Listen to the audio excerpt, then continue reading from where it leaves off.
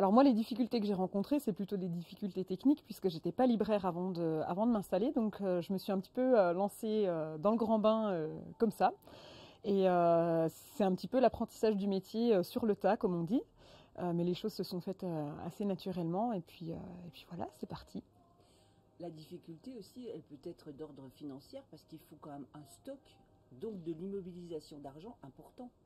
Alors oui, ça c'est vraiment la partie un petit peu la plus compliquée sur le milieu de la librairie par rapport en fait au stock à constituer au départ qui va être financé quand même assez rapidement. Donc voilà, on a besoin quand même de faire des ventes assez vite pour pouvoir tourner.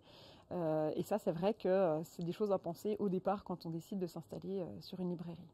Ici, par exemple, ou même à Val d'Aon, ici c'est 80 mètres carrés, vous n'avez pas un éventail de propositions très large.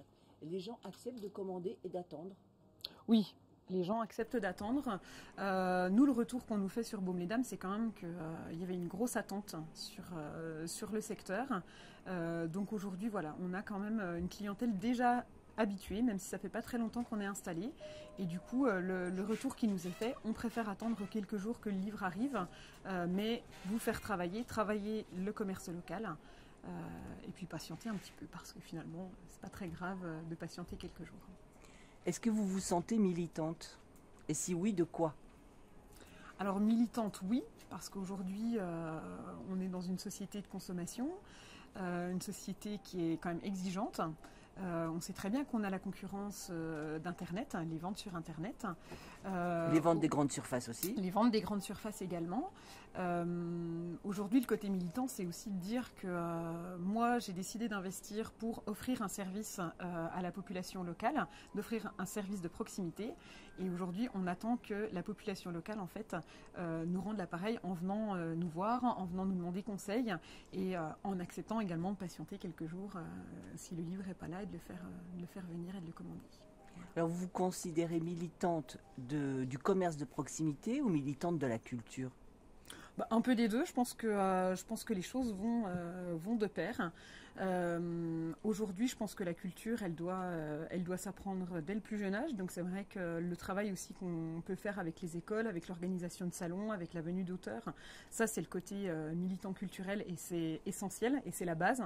C'est aussi important pour les générations futures.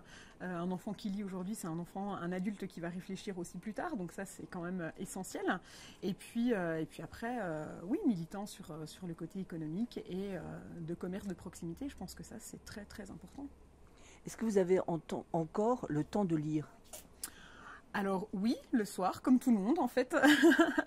Donc quand la journée est terminée, on rentre à la maison et puis c'est les soirées de lecture. Mais vous évidemment. arrivez encore à lire pour le plaisir? Vous avez toujours la libraire qui se dit ça c'est bien, ça c'est moins bien? Alors moi j'essaye, comme on est plusieurs, on essaie quand même de se répartir les rôles et un petit peu les secteurs, de ne pas lire les mêmes livres chacun. Et puis, mais oui, après au départ la lecture ça reste un plaisir, c'est un plaisir.